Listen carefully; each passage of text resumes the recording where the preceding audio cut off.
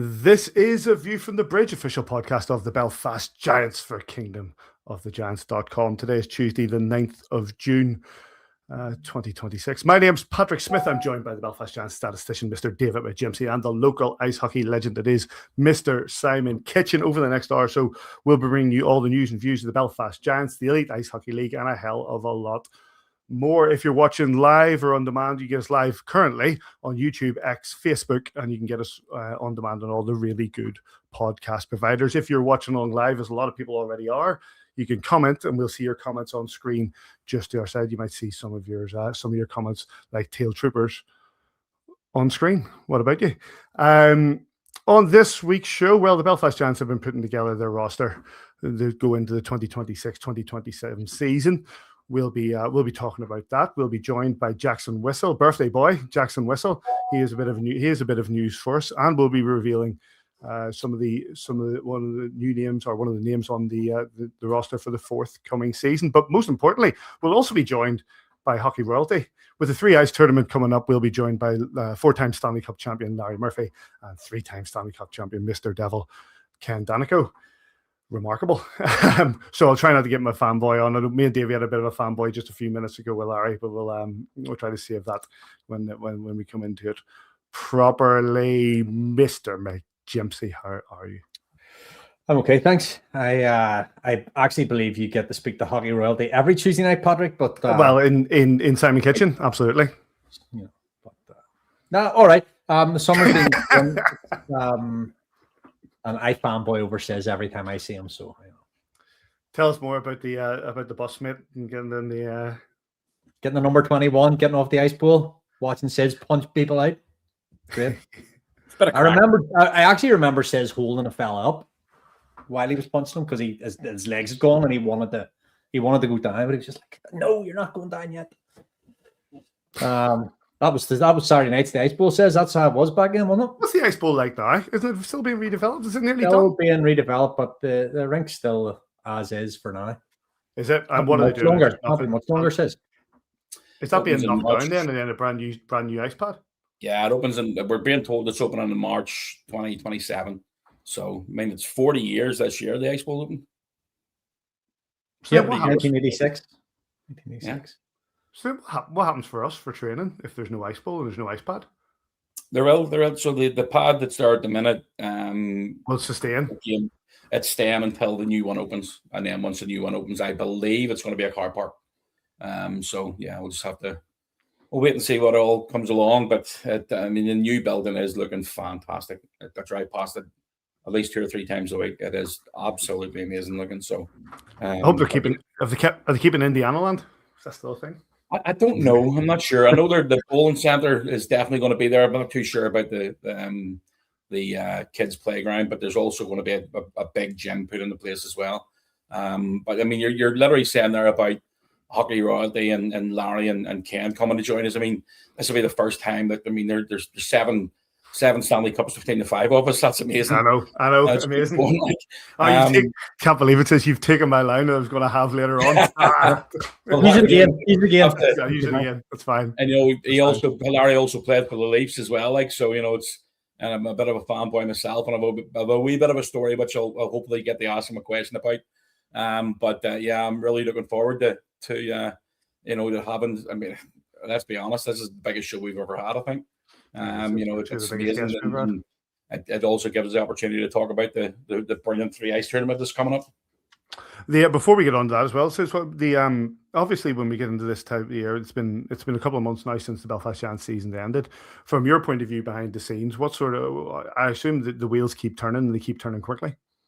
Yeah, I mean it's a busy time of the year for everything off the ice, and we've got the Steve's been away doing meetings with the league about the fixtures and stuff, and then George and Adam and Mace or Stewie, they're all meeting up regularly for conversations about players, and obviously signs and been announcing those regularly as well. So I think we're announcing them a lot quicker than what has been in the past, which is great because there's too many people out there that they'll think they want to get first say on everything, and I think it's the right thing to do. Just once you get them signed, get them announced. Yeah, it's a busy time. There's a lot happening around the arena as well. You know, we're heading into the new O2, which is going to be ready in another kicking off in another 3 weeks. So you know, the 1st of July it becomes the O2, and a lot of changes happening there. There's a lot of changes going to be happening, which you know it is just fantastic. And in between times, you know, there's a concert tonight, and there's one last night, Kingfisher tonight. You've got David Gray's coming this week, or somebody else next week. It's the only song really busy. Brilliant. We are going to have a chat about some of the signings that we've got quite a few re-signings that have happened, and a couple of new names that have been, not least the latest set of brothers. Did you get an answer? We'll come back to actually that, okay. Davey, if you got an answer to it, but to the question you asked on Twitter the other week. But let's get cracking talking about the Three Ice tournament. You mentioned it there, Simon. It's only a couple of weeks away. It's the 4th and 5th of July. For those that don't know, the Three Ice is professional hockey league built around the 3-on-3 format. 2 8-minute periods, continuous clock, fast-paced hockey. We know what 3-on-3 hockey is like when it comes to overtime. This is a league that's based around that game and 3-on-3, and it's quite prestigious for Belfast Giants. For Belfast, going to be hosting the first World Cup. Great Britain, USA, Canada, Sweden, Finland, Switzerland, Germany, and Austria all taking part. It's part of Northern Ireland's America 250 celebrations, marking the 250th anniversary of the Declaration of Independence. And the GB team is being coached by our very own Adam Keefe. I am going to invite in our 2 guests in just a moment, but Simon, from your point of view, how big is this tournament for us? It's huge. You know, when we, you know, you look at the different events that we've held over the years. You go back to 2017. Actually, you go back to 2010 when the Boston Bruins came to town. You know, the Boston Bruins versus the Giant Select team, and then we had the Friendship Four started in 2015. Then it was the World Championships in 2017. You know, the Continental Cup the year 18 months later, whatever it was, which, you know, we'll not talk about that. But you know, we've held some unbelievable events, and this is right up there. You know, I love the 3-on-3, and don't get me wrong, when you're involved in a game that, you know, whether you're commentating or whether you're playing 3-on-3, and you get to the end of 60 minutes, you want to be winning in 60 minutes. But when it goes to 3-on-3, it's fantastic. It's just brilliant. And, you know, the standard of players that are coming in and that have been announced, especially the likes of the Canadian and the American roster, it's going to be something else. It's going to be fantastic. And I think it's something, again, it's on the radar for potentially going to the Olympics in 2030. And it's going to be a fantastic addition to an already obviously world-class event in the Olympics. And we get a chance to put it up first, you know, really right up close in a few weeks' time. And you know, I remember watching Bobby Farnham was playing a few years ago, and we managed to, we watched it online here. And then, you know, we know Patrick Grasso's been involved before. He's playing again this year for the USA. And it was sending messages back and forth to Grass, and you know, he's really looking forward to for Belfast, for Northern Ireland as a whole, to have the quality of the hockey players that are going to be coming here. And look, we talk about hockey royalty. We've got Larry Murphy and Ken Daneyko on our podcast, which is that's the bit that I'm a sort of a wee bit starstruck over it. I'm really looking forward to hearing what they have to say. But I think it's fantastic that we've got this, and it's only another 3 weeks away. Well, let's get cracking then. Let's speak to these 2 gentlemen. A 4-time Stanley Cup winner, 2 times with Pittsburgh, 2 times with the Detroit Red Wings, Hockey Hall of Famer, coached Minnesota in the 3 Ice League inception to the Patrick Cup, and Eddie Johnson Coach of the Year in that tournament. And he's the head coach of Canada for the 3 Ice tournament. Please welcome the legend that is Larry Murphy. How are you doing, Larry? Hi, Larry. Yeah, okay, buddy. We are also joined by the 3-time Stanley Cup champion for the New Jersey Devils. 1,283 games for that franchise, or one franchise man He joined 3 Ice in 2025 as head coach of New York, New Jersey, leading into the Final Four and winning the Eddie Johnson Coach of the Year award. He is the head coach of 3 Ice USA. He is Mr. Devil. It is Ken Daneyko. How you doing, Ken? Hi, guys. How you doing? Love hearing you guys talk hockey and how the game has grown over in Ireland. This is great. And Larry, damn, you've got one more cup than I do. And most guys I'm around don't have more, but that's a lot. Oh, I don't know if Larry's muted. I don't know if he can hear us. Can you hear us, Larry? Can you hear anything, Larry? Larry. I don't think he can. Well, Ken, we'll start with Ken. Listen, Sure. let's see. We'll see if we can help sort Larry out. You between yourself and Larry, genuine Stanley Cup legends coming to our city this summer. What does it mean to be bringing the experience of 3 Ice and the World Cup to Belfast? And what have you heard about the city and the hockey culture? Well, it means so much. Obviously, hey, look, for fans that don't know me, I was a stay-at-home defensive defenseman, but I've gone with the times. I love the fast pace and overtime in the National Hockey League when it is 3-on-3 and what we saw, the spectacular Olympics and the golden goal by Jack Hughes and the World Championships, Switzerland and Finland going at it in overtime 3-on-3. It's so riveting in the pace and the skill of these guys. And I'm so excited to be coming to Belfast. I mean, look, I've heard nothing but wonderful things. I've been to Ireland. I haven't been to Belfast. I've been to Ireland to ruin some of their golf courses about 6-7 years ago. I had a great time. The people were wonderful. And so I'm really looking forward to it. And I know how the game, like I said, has grown over there. And you have Adam Keefe. I still call games for the Devils for many years.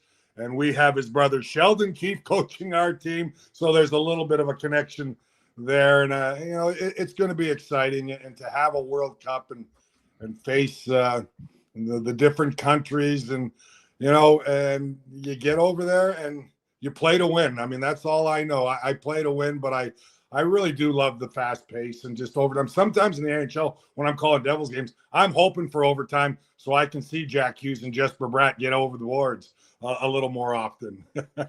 Before Ken, you've kind of said there, Ken, it's going to be a great experience to come to Belfast. It's going to be great for the fans. It's going to be great for the players to come. But ultimately, you're coming here to try and lift the trophy. No, absolutely. I mean, it was no different. Last year was my first year coaching in the professional 3 Ice League, and it just was a great experience from the standpoint, the skill of the players. I know there's some former National Hockey League guys who have played in the National Hockey League, but they're just all professionals, whether they play in European leagues or whether they play in the AHL farm teams of the NHL, the ECHL. That's what was eye-opening to me. The skill and what these guys nowadays, players can do with the puck. We have a guy, Swaggy P, coming over. He plays for Ray Bourque, the legendary Ray Bourque's team, the Boston team in our 3 Ice League. And if you go online or ever look at him on Instagram, this guy, the way he can maneuver with the puck and do things, just wasn't done 15, 20, 25 years ago. So he's going to be exciting for the fans. He's already got a wonderful following, like I said, online because he does so many tricks and stuff he can do just from a skills and creative standpoint is awesome. But I will tell you that my whole career, I was a guy in the trenches, to answer your question, and I would do whatever it took to win. And that's what I try to accomplish as a coach. I just have fun with these guys, encourage them, because it's so fast-paced, it's hard to really have systems or a coach. You lend a little hand. But for me, it's more about being encouraging, bringing the emotion, and getting these guys going. And that was a great thrill for me to be behind the bench. I never really had done it prior. I've been in hockey for a long time. But to be behind the bench and just watch these guys do their thing. And I get fired up. I love it. Larry, can you hear us now? I got you now. Excellent. Yeah, good man. There good he man. is. Hey, Larry. I don't know what's going on. I mean, I got on early, made sure everything's working, and then when it comes to crunch time, the whole thing fell apart on me. So, but hey, I'm back.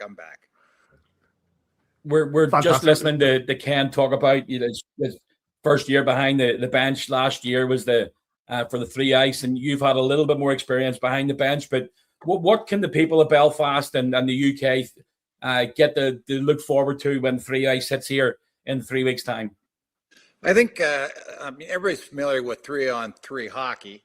The difference being, I think, is the rules are set up to keep the play going. It's basically continuous. There's no face-offs. That just for the start of each half, and it's just exciting play. And there's a lot of scoring opportunities. It's the nature of 3-on-3, and I think the fans find it very exciting. And it's you said there are 8-minute halves, and I tell you, it's just there's no let up for 8 minutes, and the players are spent after the game, and the fans will have been treated to quite, as I say, nonstop action. I think there a long time ago in Belfast there was a football or a soccer player called Billy Caskey who said there's no such thing as a friendly. Be that as a guy who's maybe coming into an ECHL or an NL, whatever league you play in. But when you have that zest in you, when you have that passion of playing at a high level, you're not coming to Belfast just to make the numbers up. You guys behind the bench want to win. And I'm sure that the guys that you're coming to play to represent Canada and the USA are going to want to win as well. Yeah, I think it's those guys are going for the purpose of competing on the world stage and an opportunity to, of course, beat 7 other countries. My team's in a unique situation. I only have one player that's played three ice. Ken's got a running start on us all because I'm sure I haven't seen your roster yet, Ken, but I assume I stole one of your guys from Minnesota, Larry. Oh yeah, Hank Crone. Well, yeah, hey, we're the champions, right? So I figured you'd cherry pick some of our guys. But yeah, I mean, Ken's.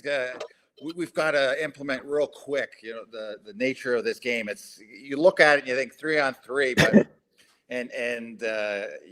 you can talk all you want, I think.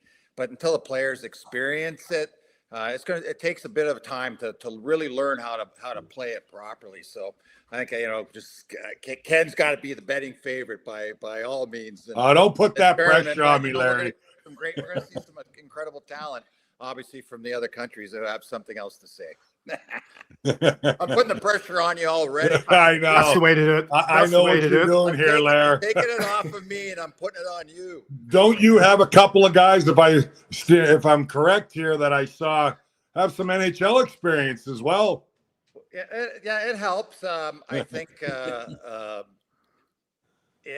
got to look at, as you well know. I mean, you've put you put your team together, and you've gone through this league, and you know what attributes you look for. And there's guys. I mean, what's great about these rules is I think there's players that you look at North America. There's guys that play in the East Coast League or the ECHL rather, in the American Hockey League, who are incredibly talented players, but they're up against that physical element of the National Hockey League, which they can't seem to overcome. But this type of format, 3-on-3, even 3-on-3 in the NHL, is suited to high skilled guys. So we're gonna see, and we've seen it with our three ice, and I know the teams that are put together from the other countries are going to do the same thing. We're going to see a lot of skill, and the skill is going to have an opportunity to show itself.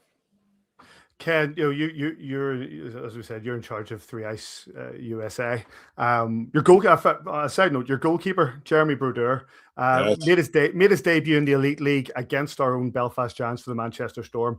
Conceded to Kieran Long on the very first shot. Now, I'm not saying that's a good day or bad. I think he did all right. I think he did all right after that. But his dad was there watching on as well, so I'm sure that was lovely for him. But you've been part of the Three Ice experience just recently in regards to New York, New Jersey, and you made an impact almost immediately. What were your first impressions of the format as a coach? And what did you learn from having to coach at this fast-paced game? Well, first and foremost, I was honored to be around all the legendary coaches and the hot stoving we got to do, traveling each week and just getting to mingle the Larry Murphys and the Guy Carbonos and Ray Borks, Pierre Turgeons. I am still like a fan. Believe me, I played a long time in the league. I played a long time against these guys. But that in itself was a wonderful experience for me, just to be around these guys, pick their brain, and basically learn from them. Like Larry had mentioned, I think he made a great point. There's nonstop action where there's no whistles and barely, and unless there's a penalty called, and then it's a penalty shot, but it is go, go, go. So I kind of did learn on the fly of, I got to make sure these guys are ready to go, ready to jump over the boards, because they are exhausted, like Larry said. So, and for me, what I had mentioned earlier, I bring emotion and want to encourage them. And that's what I try to do the most. We do have Jeremy Broder. He's got some pretty good tutelage from not a bad goaltender in the National Hockey League that I you know him pretty well. Yeah. I played in front of him, and he backstopped the 3 Stanley Cup championships that I was fortunate to be part of, a lot because of Marty Broder, Jeremy's dad, but he's a great goaltender in his own right. So yeah, we've got some recognizable names like that. And and I mentioned Larry can talk about, I've got Swaggy P, Larry, and I was telling them about his wizardry with the puck, right? Oh yeah, I mean that's an example right there of a guy who's just the rules are just catered to him, and boy, he puts on a clinic every time he gets that puck on his stick. Yeah, no, he's fun. So yeah, I can't say enough, fellas, how excited I am and my wife's coming with me, and we're gonna, we don't have a ton of time, but we're gonna explore Belfast as much as we can, and we've looked up a few things, and we know we got to take, what is it, the taxi tour or something? What's it called?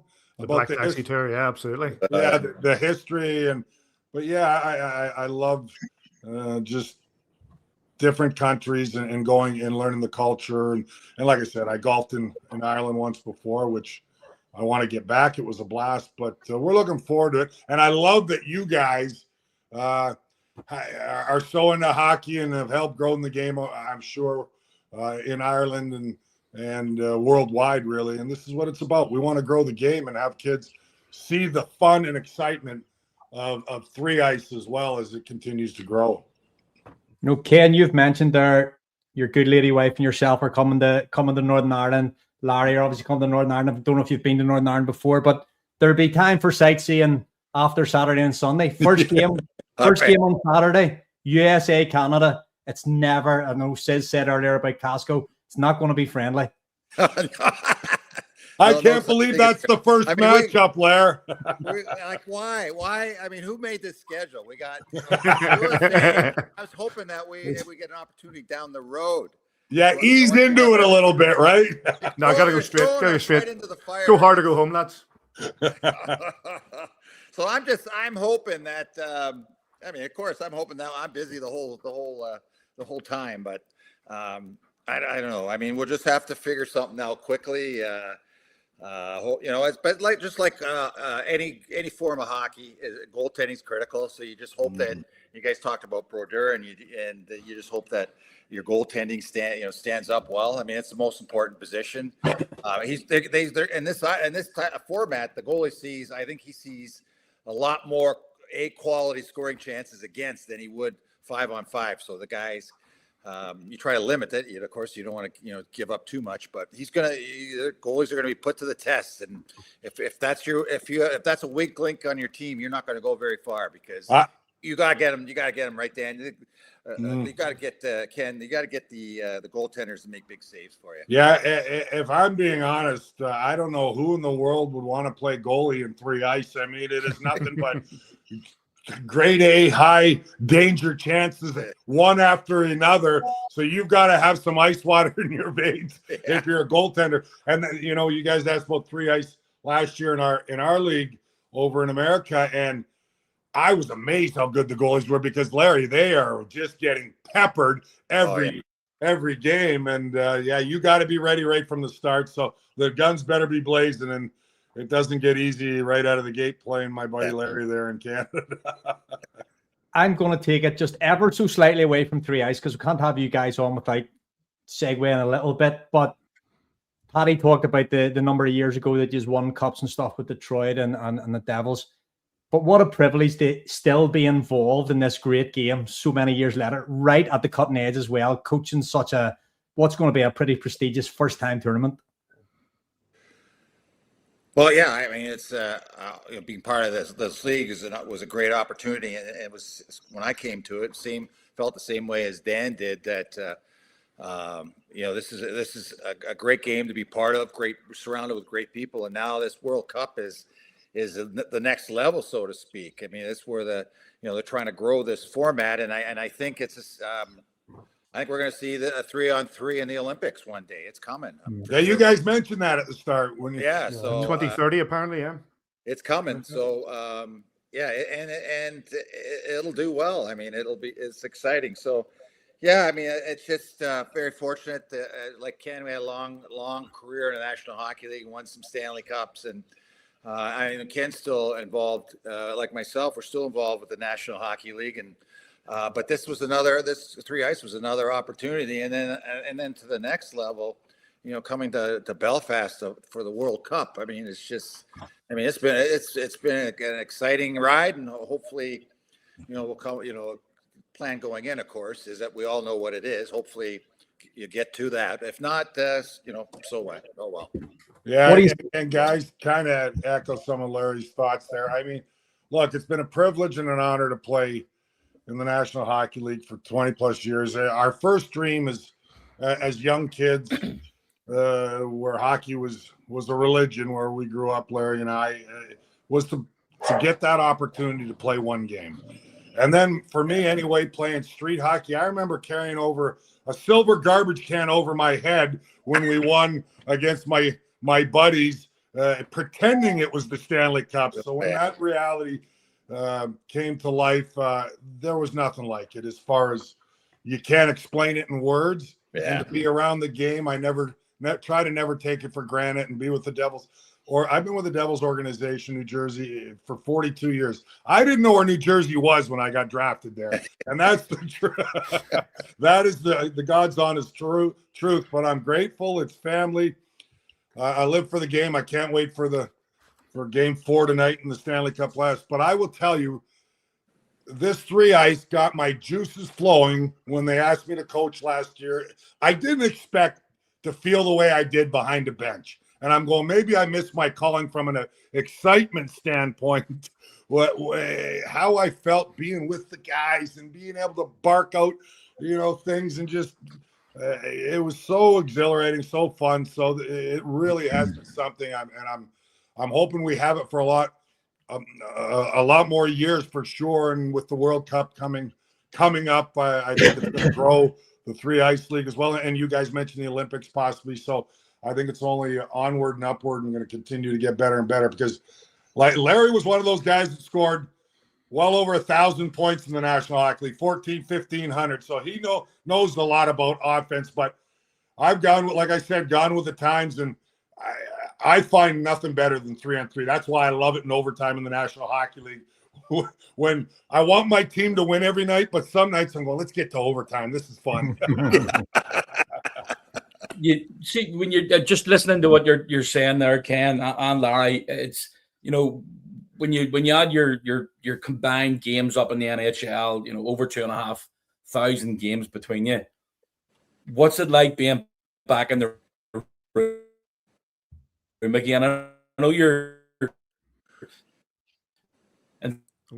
involved in the microphone and the broadcast booth and that part of it as well. Well, I found working. I like working. Just a little bit, but a little bit. I got the gist of it though. Yeah. Coaching is a tremendous commitment, and it's you live and die by every game, and you have to want it so bad and willing to give everything you've got to succeed at it, and that's not the area I wanted to be in. So I shied away from that area of it, and television it's a lot less pressure. I mean, your job's based on the job you do, not what the team does on the ice. Whereas a coach, I mean, you live and die. I mean, I got that taste. I don't know if I could do this for 12 months a year, Ken, but it's I felt pressure. I mean, you wanted to win so bad for these guys, and If things didn't go well, boy, you just felt like, boy, I needed to have done something differently, or I don't know. It's a whole, speaking the coaching full time, boy, I don't know if I have it in me to do it, but this sample with the 3 ice, it's a shorter season. Like, I can survive that. Yeah, and kind of what you're alluding to, and your question is, I was grateful to stay in the game. Like I said, I played my entire career with the Devils, so I didn't know what avenue I was going to go after the game. I was hoping to get an opportunity to stay in the organization, and they had said, well, what about broadcasting? Would you like to get into that? And I'm also, an ambassador and do whatever they ask me. Go visit suites and the corporate sponsors and make them happy and make them have an enjoyable night at the game, a great experience. So I do a lot of that running around in between periods. Then I run back to the booth. So I get my exercise as well. And it's getting tougher now that I passed 60. But because I'm always running back to the booth late, but they put up with it. But yeah, I have a passion for the game. I love talking about it. I bleed my team's colors. So, yeah, I take it maybe too much to heart, Larry, and I got to learn to balance that out. And I've tried that out over the last 20 years because Larry and I have been on really bad teams, and then we've reached the mountaintop. So we've been on the roller coaster up and down. I just want to see these guys figure it out and find that success. This league is so close now, and I'll be up top sometimes, and I have to bite my tongue. I'm going, no, that's not where the consistency. You can't win championships like that. You know what I mean? But you got to curb it. Curb it a little bit. But I always root them on as well as what was critiquing. But I'm grateful to still be in the game, and it's been fun in the broadcast booth. And I'm on TV as well, like Larry. But even though I have a face for radio. Don't we all, Ken? Don't we all? Why do you think it is that in a format that is so relatively offensive? It is so quick. It is so. Why do you think it is that it's 2 iconic defensemen from the NHL are being so successful at this format, coaching wise? I don't know. I just obviously you got to have the right players. I mean, that's it starts that way. But I don't know. I mean, you have a guy in your team, or you hopefully have a number of guys in your team that are strong offensively. It's almost like you just kind of let them go.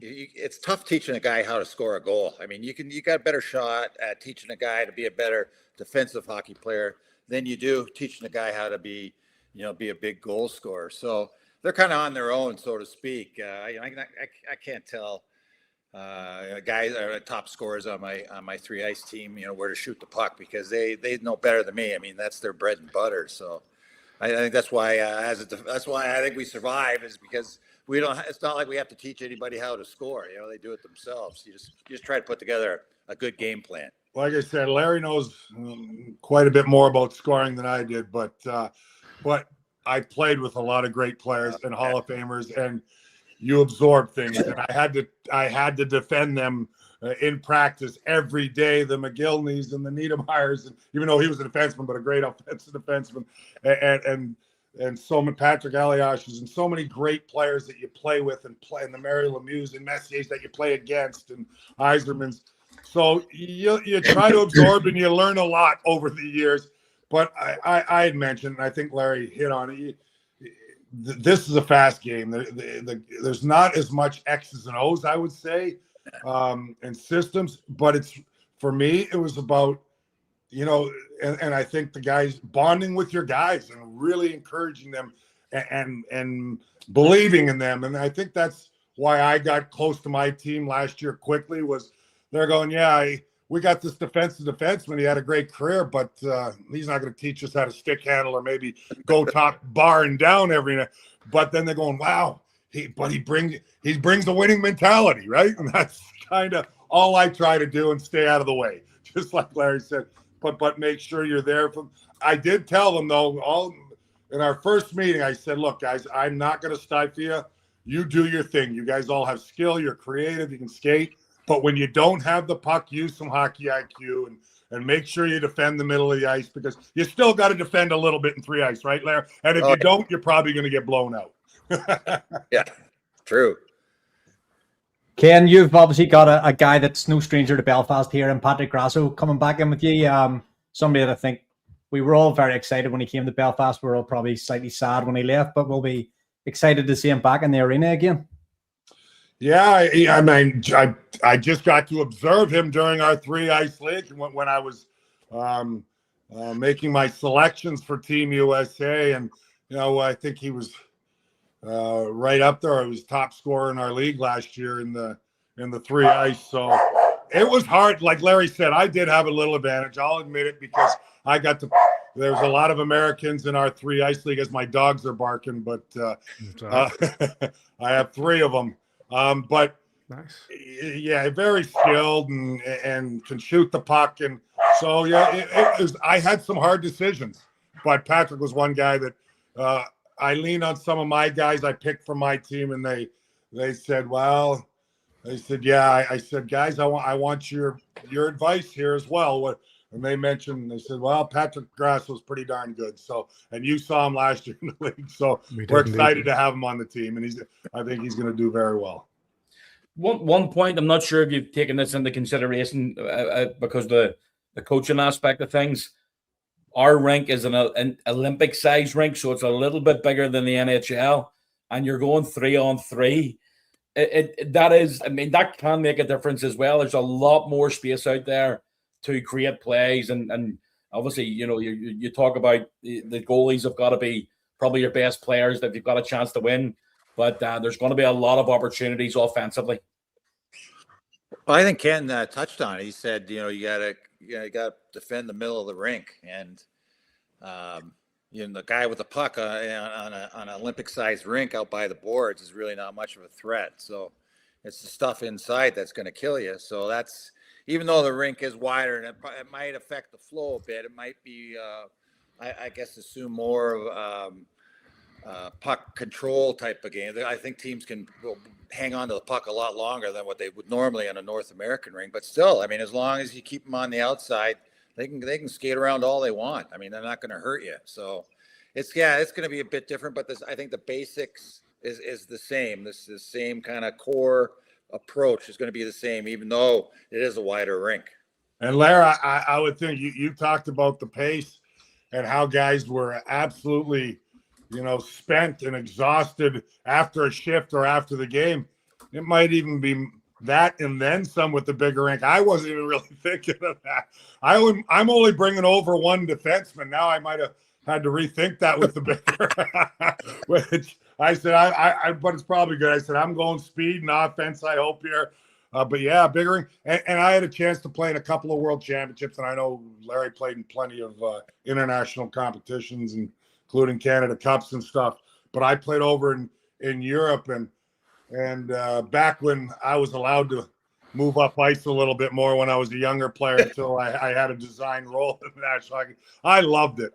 It does give you a little more time with the puck. So that's an area where guys, you can hang on a little more, maybe think a little bit more. One thing I always say though, especially on a big rink, if you're coming down the wing and you got a break, and if you miss and you take a shot and you miss the net wide, you're toast, because they're going 2 3-on-1 or 2-on-0 the other way. So I say, if you're going to miss the net, miss it short side, fellas, especially with a little bit wider rink, like you guys mentioned about the international ice size.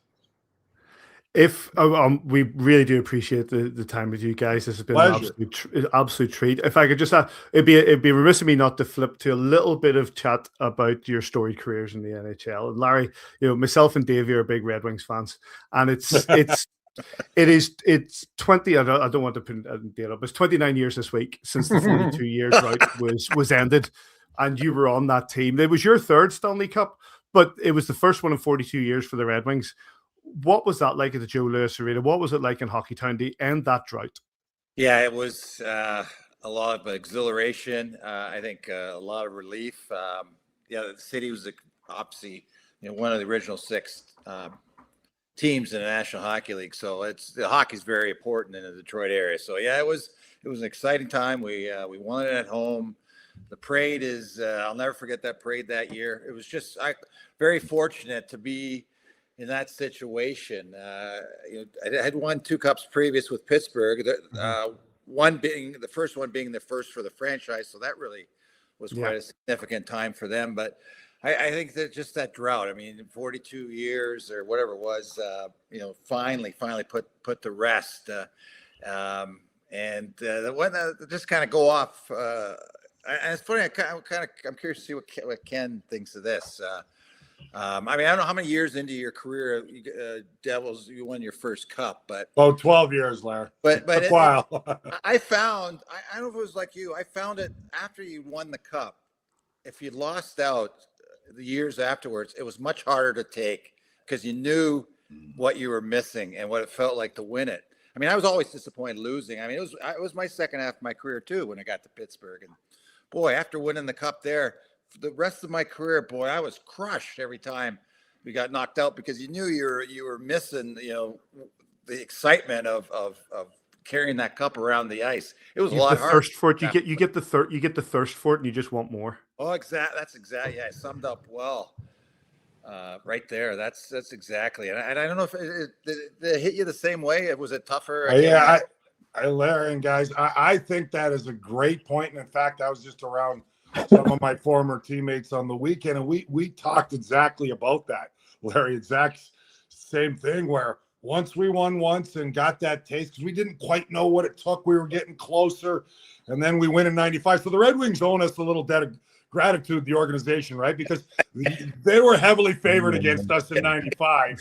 And they got humbled a little bit. But it catapulted them to 3 cups after that or whatever it was, right, Larry? Because you got to learn. That's experience. That's what I was talking about and alluding to with my team now, not quite getting, as a lot of teams, understanding how hard it is to win.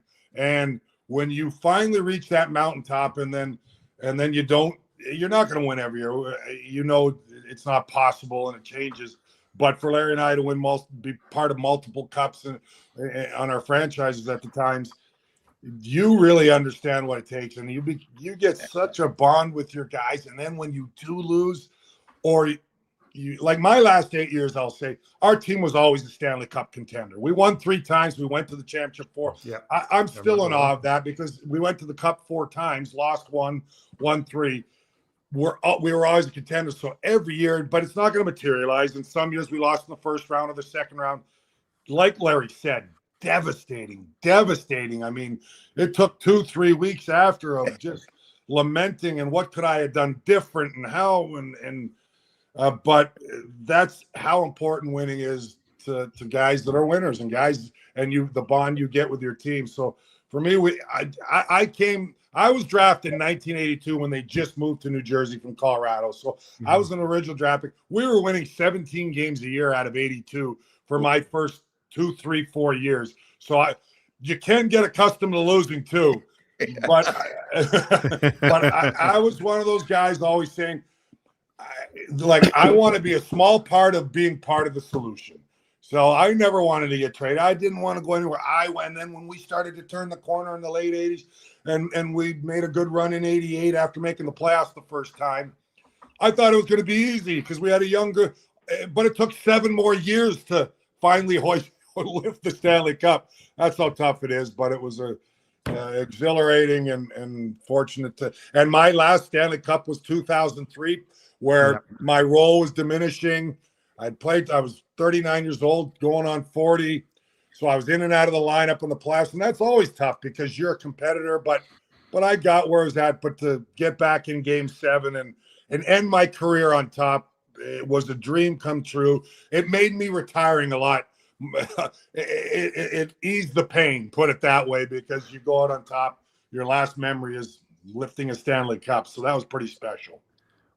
Which makes me ask just a question to you then, Ken, is like I said there, 1,283 games for the New Jersey Devils. Why did you stay with the Devils for your whole career? You no doubt had opportunities to trade. You no doubt had opportunities to try somewhere else.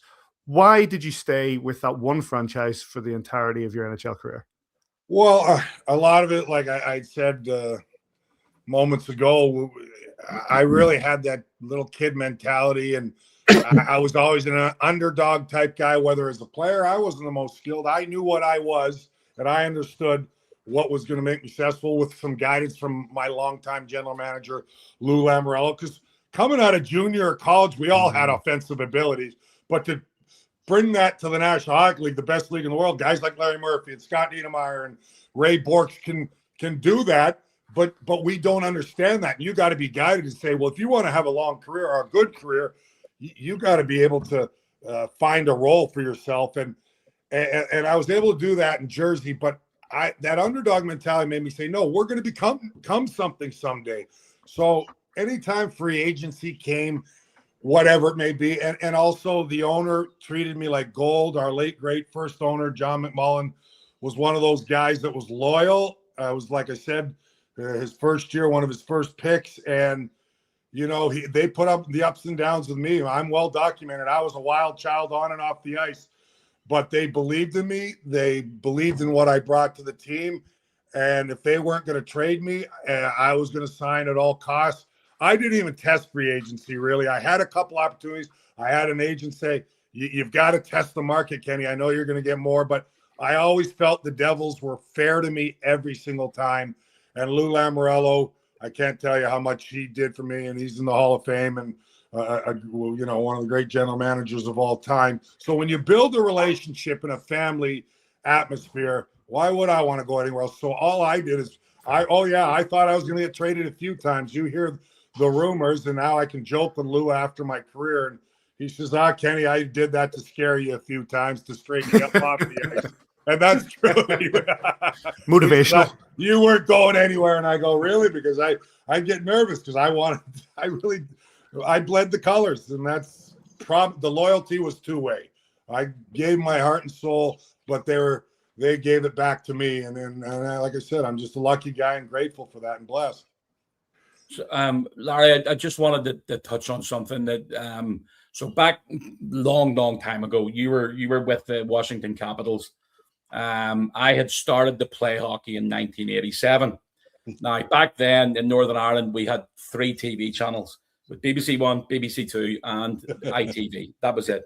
Yeah. Most of us had black and white TVs, which didn't help. Benny Hill? Benny Hill was there as well, absolutely.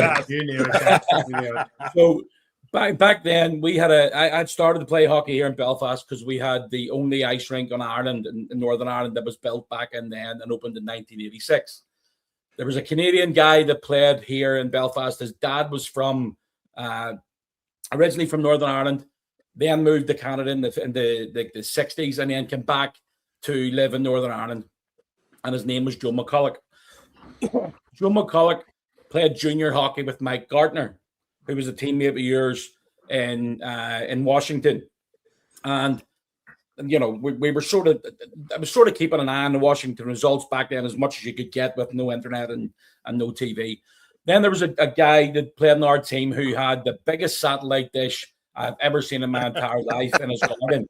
And he told us he could pick up NHL games, and there was the Canada Cup was on. So I watched my first ever international tournament / NHL / Canada Cup game, and it just so happened to be Game 3. Game 3. When you beat the USSR, Gretzky. Still there? Can you hear me? Yeah, I got you. Bring it up a little bit, sis. Am I back on? You're back on. You're good.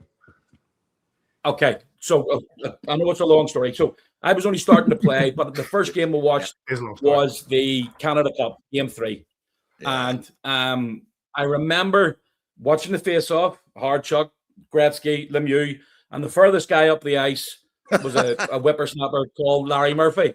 I never thought I would get the opportunity to ask you this question, but were you hoping that Gretzky was going to pass you the puck, or were you just hoping he was going to use you as a decoy?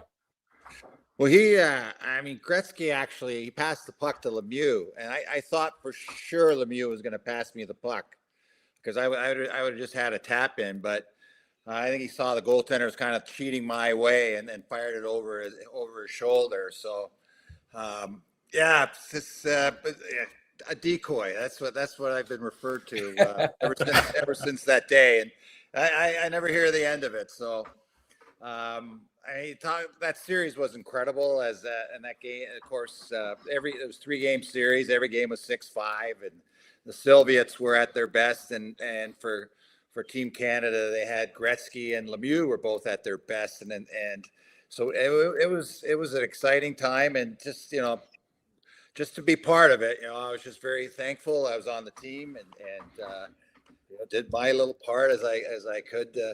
But Lemieux and Gretzky, of course, were the marquee guys, and there was a competition between the two of them. I mean, they're on the same team, and it didn't affect their play, but boy, they wanted to outplay the other one, and that just raise their level of hockey. But yeah, you picked a good game to watch. I mean, to me, that game it was in Hamilton, Ontario, was one of the greatest games in Canadian history, and that was kind of I think that was just before the fall of the Soviet Union. I mean, that's when they were still the bad guys, and it was good against bad, so to speak. So a lot of layers to that match, but that hockey game was outstanding, and just so glad I was part of it. Kitchy, I love that you brought that up. I remember it like it was yesterday. I was just getting my feet wet in the National Hockey League, and if there was any more riveting hockey than that, you'd be hard pressed to find it for sure. And Larry, I'm gonna kid about that. Would you put that puck in, do you think, or Mario? Young Mario was as cool and collected as anybody. It might have been a tap in, but you never know, right? Even though you could score too. I mean, you play this game, you get in a situation where I was ready. I had this a good target, doing all those technical things right, and I'm looking over my left shoulder, and Mario's right there, and I mean, it's a clear path to me. The goaltender's moved out a little bit, and I don't know. I mean, even I have nightmares about that one. It's funny. I still think about if you got me the puck, maybe I would have owned the Pittsburgh Penguins instead of Mario. Okay, I got a quick story kind of relating that. I'll make it quick. After my career in 2012, and we're all old farts by then, but I had the opportunity to go to Russia with the North American team. For 2 fundraising games, and we were playing all the great Russians. So they had Bure and McGillney, and you had some of the old timers like Fetisov and Larionov, you name it. And we had Gretzky, Messier, and Gretz hadn't been on the ice in 5 years, but still great hands. We had Brett Hall and Glenn Anderson. So I was like a little kid being in that dressing room, even at 46 years old at the time or whatever.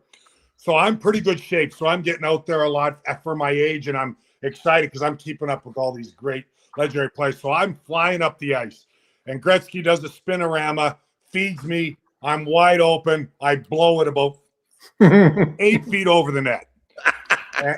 And so it happens next period again. I get up ice, beat my checkers.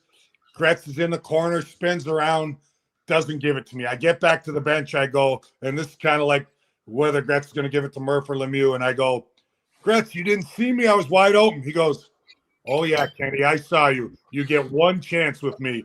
And you didn't score all that much in the National Hockey League. But I love that you're getting up ice, but you get one chance. And, oh, my God, we still talk about it and laugh our ass off today. And this is when we were a lot slower, but he still had vision off the charts because he didn't look like he was looking at me. And he goes, oh, yeah, I saw you. And I go, well, of course you did. You never lose it. You never lose it. Gentlemen, listen, we could let this just go on for hours. I'm absolutely loving this. We can't thank you enough for coming on the show. The Three Ice tournament in Belfast, the World Cup, is taking place on the 4th and 5th of July. If you haven't got your tickets, then if this hasn't sold it to you, I don't know what will, because it's going to be a phenomenal weekend of really entertaining hockey. Some really great players out there, some absolutely superb coaches, not least these two, and our very own Adam Keefe, who's in charge of the GB team. Yeah. Ken, thank you so much for coming and joining us. I have to give a shout to you from my friend Karen Lynch. She's a massive New Jersey Devils fan. She says if you can't give it, so she loves you. And Awesome. she said best. and Larry, my uncle John McCauley in Detroit. I said I was talking to Larry Murphy and he couldn't believe it. So I send his regards to you both. Gentlemen, enjoy your trip to Belfast. We hope you have a great time. We hope you enjoy yourselves, and I hope you maybe we hope to see you there. Yeah, absolutely, guys. Love to See you there. Thanks for having us. And Thank you. This was a lot of fun. Can't wait to get to Belfast. Yeah. Thanks, boys. Cheers, gents.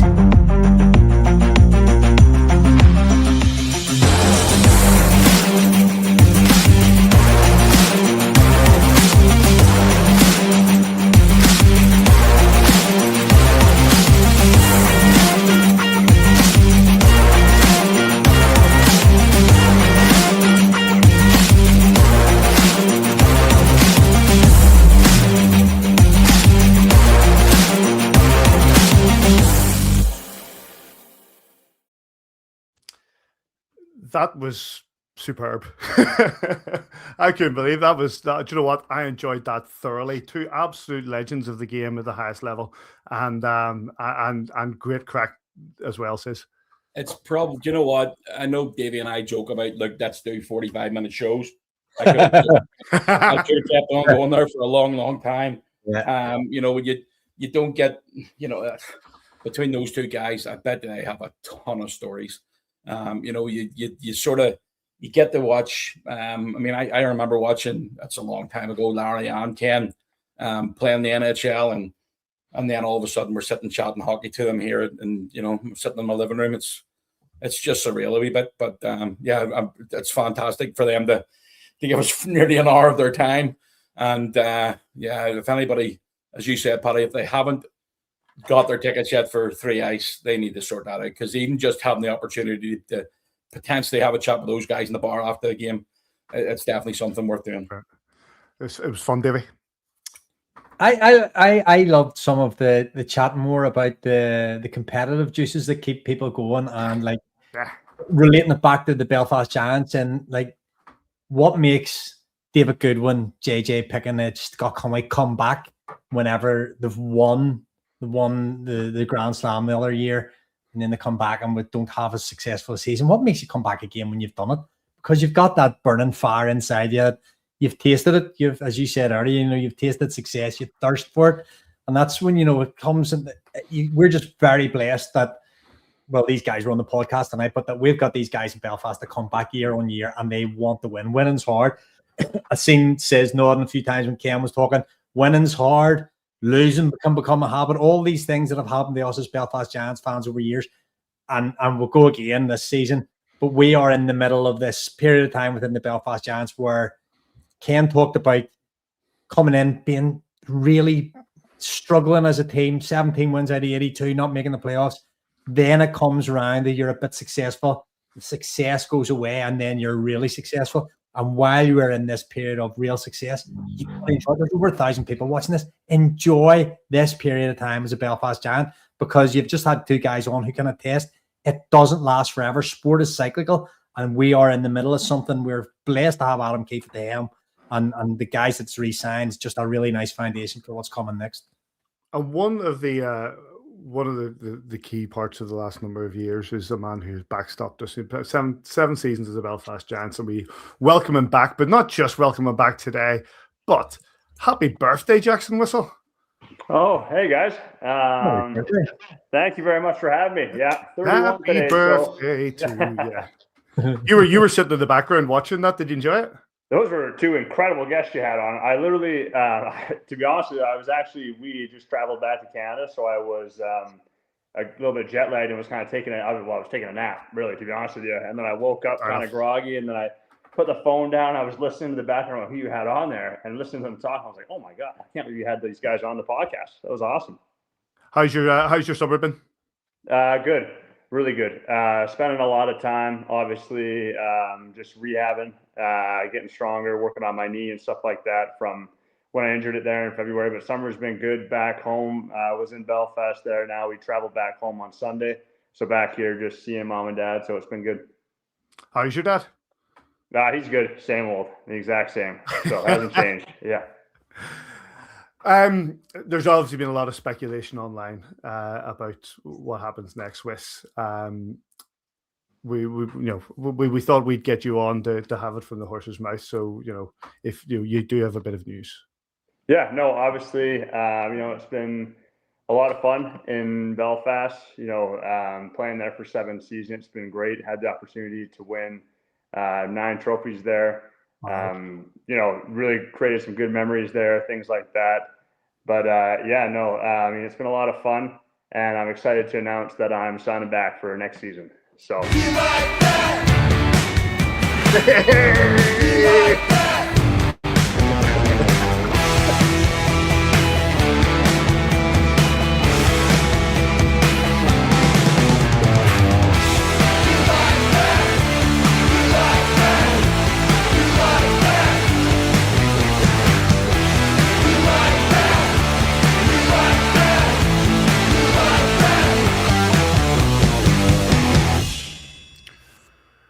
Welcome back, Jackson Whistle. One more season in Belfast Giants' tail. Give us why. What made this an easy decision? Yeah, I mean, I saw a lot of talk on there about people saying I was retiring and stuff like that, and I'm not that old yet, so I'm pretty excited to be back for next year. I love it in Belfast. Obviously, Belfast is home to me now. We got a house there. We live there. Fiance's from Belfast, so. I love it there. I love playing there. We've had a ton of success and hoping just to build on that again for next year. And I'm excited to get things going. Wish you heard Ken and Larry stuff talking about, being competitive. And once you've won, you want to keep winning. And for you, especially in this past season when it sort of finished earlier than you've obviously would have wanted, unfinished business here in Belfast for you too, like. Yeah, no, 100%. Obviously, listening to those guys, talk a little different between winning the Stanley Cup, obviously, and then the Elite League. But, for me personally, obviously, last year was going really well. Playing all the time, things like that. Hurt my knee in February just sliding for a puck. And then from then was just never able to I just wasn't able to get back on the ice again. Was backing up, and really just more for moral support more than anything. We were in a great spot last year. Then Jake came in and kind of finished the job off, which was awesome to see. I'm excited to get going. Me and Steve Key, the strength and conditioning coach, we've honestly been working on my knee every day since probably mid-February, end of February. And even now, still working on it just to make sure I'm good to go start of August time. So I'm really excited to get things going. I can hear, just before you go there, says, I can hear Lily. Lily is watching the podcast in her bedroom, and I can hear her screaming because she's so excited. I know people know Lily's a goalie as well in field hockey, and Wes is very, very kind with his time to send her little messages and stuff to keep her. So she's buzzing that you're back, Wes. So I'll be coming to you for more advice in the coming season on her game. No problem. Anytime. Yeah, anytime. Says you're on mute. It's 2023 again. Sorry. It's sort of my fault for Wes. I put Wes up to that tonight because I enjoyed that. The amount of people that were saying to me, whether just in Belfast and hanging about, and Wes retiring, and I just went, it's just the way it is. But it is great to have you back again. It's you keep it. You listen to the guys that were on before. You're having that passion to win, but. There's no guarantee that, you start the season out, there's no guarantee that you're going to win, but, when you're in Belfast, you've got a chance, and going into the area of the season, you must be looking forward to it. Yeah, no, 100%. And, I've been fortunate. We've won, I think personally, we've been able to win 9 times over there with Belfast. And like what you said, there's no guarantees. We've learned, our core group of guys, especially Kiefer and the core group of guys, we've learned how to win and what it takes to win, but that doesn't mean you're going to win. You know what I mean? So we know what needs to be done and how to do it. But at the end of the day, there's another 10 teams, or there's a bunch of other teams as well too that they're all fighting for it as well. Teams are getting better, organizations are getting better, teams are figuring out how to win as well. So it's getting harder and harder each year. Players are getting better. The league is getting better.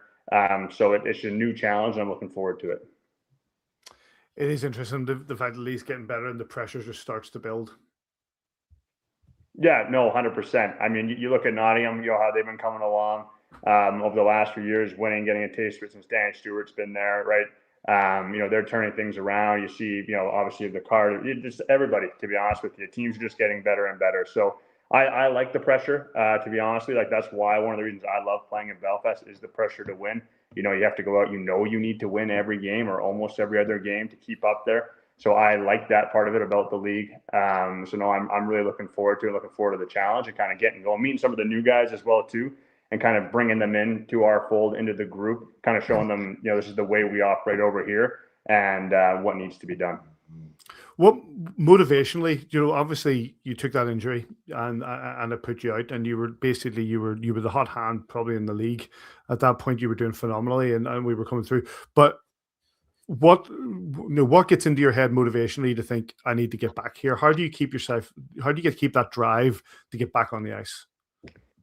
I mean, just being a player, I think you always want to be out there and be out there playing. Me personally, the biggest thing that I love, or one of the things that I love the most, is when we raise banners up in the SIC, because those banners are going to be there forever. So that I love that feeling. Like when I see the banner get raised up there, to me, you look at I see the ones my dad contributed to up there. I see, the ones that we've contributed to up there. And I think to myself, well, I better get some more room up there because we want to keep adding to it. You know what I mean? So I love that side of things, to be honest with you. That's like my favorite memory. But as a player, you just want to get out there and keep playing. I had no sense. I don't know where all the retirement stuff came from, to be honest with you. I saw it online. People were showing it to me. I go, I'm not retiring. Like, I don't know why. I'm not that old yet. You know what I mean? So I don't know where it all came from. But for me, it's just getting healthy, getting the knee back to where it needs to be able to perform and try and be, you want to be one of the best in the league. And that's, kind of what I've set the challenge for myself again after this summer to kind of come in and do. So I'm really looking forward to it. It was interesting there, Jackson. You're obviously still a very young man, especially compared to me, but you're talking about that sort of veteran leadership now as well. Gary used to talk about new guys coming in. It was his role to show them the ropes, show them around maybe a bit of Belfast, show them where the apartments are, how to get into the rink, what it's like to be a Belfast Giants. That's something you're taking a bit serious now. Yeah, 100%. Me and a few other guys, we really look into that. And you can kind of, in my opinion, you can see it too at the start of the year. You can see it at the start of the year where you kind of go, around 500 or things like that, or you're winning a couple, or you're losing a couple. And then it takes, sometimes the quicker you can do it, the better. Obviously, getting guys kind of into the mold of things in Belfast, showing them around, guys kind of figure out their roles and where they're going to fit in. And then obviously the team takes off from there. So in my opinion, the faster you can do that process, the better, and bring guys in quicker. And then it's the same thing, you meet new guys, you go out for lunch with them, things like that, try and get to know everybody on an individual basis as well, and make their time in Belfast special. And I think that all leads and helps build the success. Jackson, what's your plans for the rest of the summer before you head back to Belfast?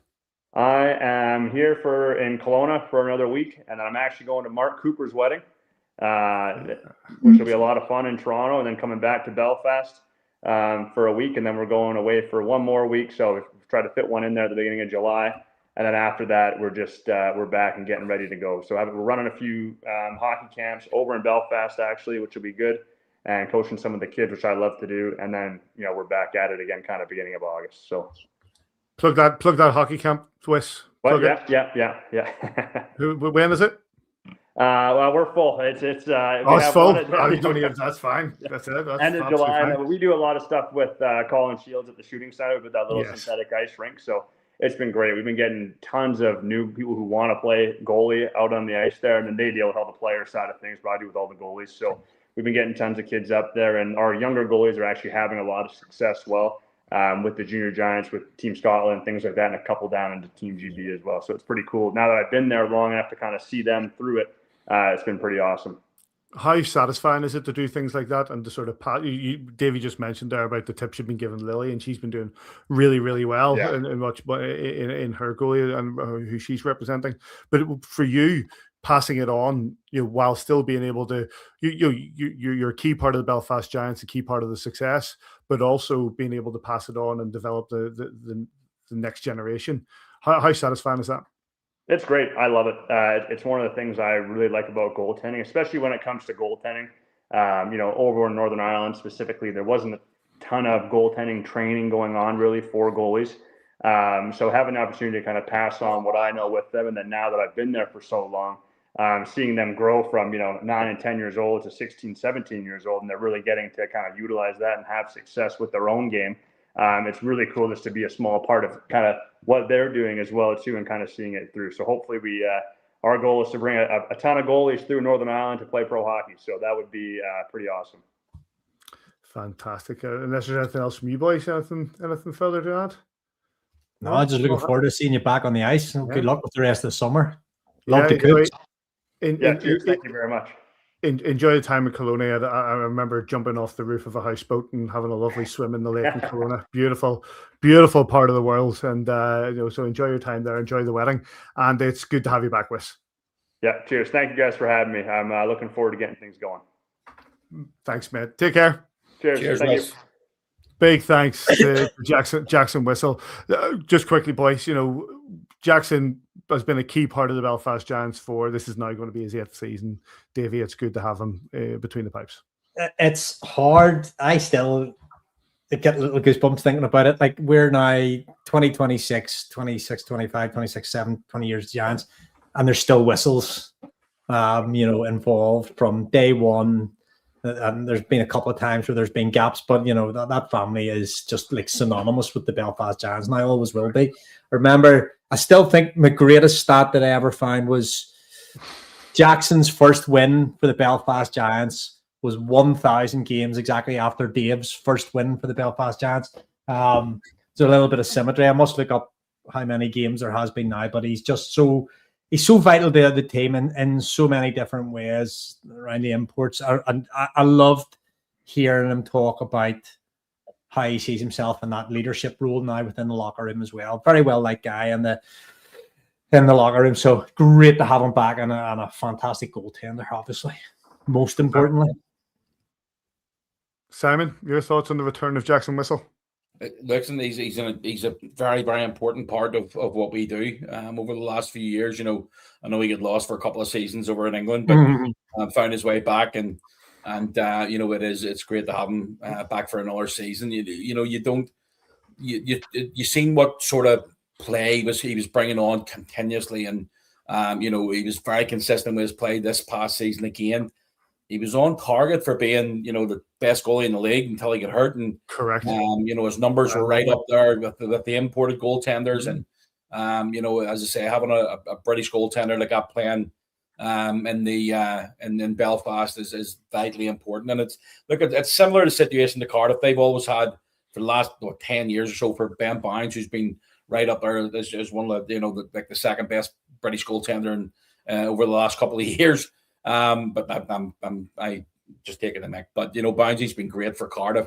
Jackson's been fantastic for us, and whoever comes in to join him, and obviously hopefully he gets a really successful season under his belt, and hopefully he comes back. As I say, he's coming off the back of that injury, and he's been working his tail off to try and get fit. So I'm looking forward to seeing what he can do in August. I know says sorry, Paddy. I know says was tongue in cheek there about Bouncy, but when you think, if you put from the peak of the Stephen Murphy career into Jackson Whistle, into Ben Barnes, the success those three British goaltenders have had in terms of domestic success and the national team success over the last 10 years as well. For, I know Simsy's famous now for saying you win nothing with a British goaltender, but like how those guys have progressed their own games, it's been fantastic to watch. I love to see these guys doing well. So brilliant to have him back, eh? And he gets the opportunity to stop his brother scoring again. Yes. Don't want him to score any goals. But yeah, big thanks to Jackson for coming on. Now, I did have an agenda. Okay. Always be pleased to hear there's now a big red X through that agenda. We will come to there. So many topics that have happened outside of what we've been talking about. Belfast Giants in the CHL, Manchester. You didn't need to print that out, by the way. You could have just had that on another screen. That's a bit of a waste of paper. It is a waste of paper, but it'll be recycled, go straight in the recycle bin, and it'll be used again as a paper. To be honest, it was a waste of an email.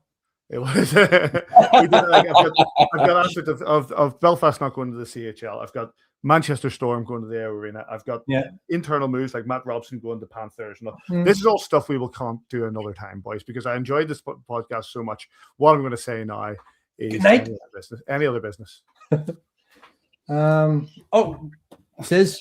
Yeah, I've got to do 2 shout outs. One to Juliet Kirk. She's 9 years of age and she's a big AVFTB fan. And she doesn't watch it on the night because she'll be going to school the next day, but she'll watch this tomorrow and she'll have a wee wave. And also to Alistair, who I walked into with all the kerfuffle that's going on in Belfast today. I sort of left the arena early because I had to get home to do a 4:30 call. And I called past Marks and Spencer's and Bloomfields and was accosted with, can't wait for the podcast tonight, by Alistair, who was doing the tell at Marks and Spencer's. He says, really looking forward to it. You had a good summer, blah, blah. But yeah, big shout out to Alistair for looking after us and Marks and Spencer's today. But nice one, Alistair. Nice one, Alistair. Still people missing the podcast, yeah. Nice one, Alistair. Nice one, Juliet. Nice one, Corey, who's been messaging us and you remember from playoffs.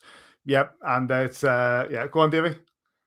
2 items. First item, Sunday the 14th of June, 2026, 12 o'clock to 6 o'clock, 6 laps of Craigavon Lakes in memory of Blake McCackey, 18 miles for 18 years. Guys out there that are doing it are getting sponsored. Go on to Laura Small's Instagram. You'll find a sponsorship form there. If you've got any pennies you can throw into the sponsorship. Great cause. You maybe come on that yourself. What was the other one? Kel Beatty announced tonight for the Milton Keynes Lightning. Yes. Good luck to Kel. Great skater, great boy, great man. Actually, he's not a boy anymore. Skates so well. Really pleased for him. He's going to be down there. Pete's there now. Pete Russell. He is head coach Milton Keynes. So I've just read a little bit of the press release, so I haven't read it all. So I don't know what the situation with Kel is. But congratulations to him on the full-time move to EIHL and good luck, mate. Oh, just quickly, do you see on Laura's Instagram the picture of Blake in Boston, the meetup in Boston with Cal Ball, Boxy, Smo, Saviano was in there. Class, yeah. Great picture. Really just saw it on Laura's Instagram. I thought that was excellent. I know. I was hoping to make that trip myself, but just too bloody busy. It's been very, very busy summer so far, and stacked more to do. And literally. I'm a wee bit gutted. I'm not going to be here for the 3 ice. I'm going to be at Silverstone. So Jasmine's 21st birthday present takes over. So I've got to be over there for. You're in for a great time. Trust me. Paddy, do you know what? I remember you going and you're watching your photographs and watching that video. But remember the crash right in front of you. Right in front of us. Yeah, Cops Corner. It was so I'm hoping that's not going to be. I'm hoping that's not going to be the case, but I'm really, really. I've never been before. Jasmine, it was she wanted that for her 21st birthday, so we're heading over, spending 9 days over in England and driving down the motorhome and really, really looking forward. Take it from me, don't do a walk around the track. Don't think, sure, I'll just walk all the way around the track. There's nothing on the far side. There's absolutely nothing. When you get past Brooklands, there's nothing on the far side. Davey, sorry, you wanted something else? Very, very quickly, we'll have to talk about the Giants. Very, very quickly. We'll just give a headline pointage. We've obviously got Adam Keefe back. We've got, hope I don't announce anybody that hasn't been. Just read the roster so far then. I don't have it from me. David Goodwin's back. JJ Pickens is back. Scott Conway's back. Am I right? Yes. Defense, Mike Lee. Josh Roach, Mike Lee. Mike Lee. Who I'm scrolling here. Your 3 new signings. Kawaguchi. I'm scrolling down Instagram here. He can pass. Nick Gay. He's gonna get Nicholas and Patrick Gay. Who else is? Christian Berger. Paul Shudra. And for me, Jackson Whistle. Jackson Whistle, obviously. 63. Jake Gaudet. Massive, my MVP last year. And Zdeno Chara. Oh no! Oh, sorry if I said it. Will I throw another one in? Don't know. Not allowed. I'll get sacked. I'm not allowed to. This just broke the internet. And on that note, listen, massive thanks. No, not on that note. Who's your most excited to see back or new? Who am I most excited to see who's coming back? Who's coming back there? Mike Lee. Mike Lee, last year's MVP. I think he was. Says he'll be buzzing. I think Mike, Spike's all right. Spike Lee, last year's MVP, was one of the best players in the league, one of the best defensive players in the league, if not the best defensive player in the league. Intrigued by the Gay brothers to see what happens with Patrick and Nicholas, to see if they and also I just need to invent some more songs for them. So, yeah, but definitely Mike Lee was one that I didn't think would happen. David? Oh, that's what I said. Jake Gaudet. I'm going to be honest. It's Jake Gaudet as well for me. You know, he's and I'm also looking. You know, Nick Gay was brilliant for us, and you know he was telling me about his younger brother and what they expect from him. So it's a big plus. But look, we're in a good spot. You know, when you look down the spine lad team, and you know, you talk about guys who maybe think they're probably going to step up next season. I think you're going to get a big season from Scott Conway. You know, Cons will be a wee bit disappointed with the way he ended up in his points this year. He's a greedy wee bollocks, like, and he does like to, you know, get his points on there. So I think Cons could be something you got to look forward to getting on hold of as well. So, but he's having fun in the Far East, isn't he? What's that? He's having fun in the Far East, isn't he? You know what? Some of the photographs on his Instagram are absolutely. It's unbelievable. He's there for 3 months. He's literally traveling around the whole side of Asia, and then he's coming back to Belfast. So yeah, it's fantastic. We love watching his Instagram to see where he is next. It's just an unbelievable trip. But yeah, it'll be good. Right, let's wrap it up, boys. Listen, the Three Ice World Cup is on the 4th and 5th of July. Can't say enough that you should get your tickets to that. It's going to be a phenomenal tournament. A massive thank you to Larry Murphy and Ken Daneyko for coming and joining us on the show. Couldn't ask for any better than that, and the crack we got from them. Welcome back, Jackson Whistle, and a very happy birthday to him. Thanks to him for coming and joining us on the show. Thanks to everybody who's been watching across X, Facebook, YouTube. You can subscribe, follow, like, leave us a review, all that sort of good stuff. We'd really appreciate it. Mr. Majimsey and Mr. Kitchen, good to see you. Hope you're enjoying your summer. And on that note, you can get us on all the usual socials. You know where they are. And wherever you are this weekend, or wherever you are this summer, we hope you're enjoying it. One last thing. Davey, how many people will be watching live tonight? Over 1,200. Right. If you want to sponsor AVFTB, drop us a tweet, drop us a message, and we'll get in contact with you. It's about time we got a sponsor. So if you want to sponsor AVFTB and listen to the best podcast in the Elite League, give us a shout. That's what I'd hear it. And also, when we do the final credits here, just know that as soon as these final credits end, Simon Kitchen will point out that it says copyright 2025, not 2026. Exactly. Wherever you are this summer, we hope you enjoy your hockey. Well, hope you enjoy the Three Ice World Cup, and we'll catch you. See you there. On a view from the bridge.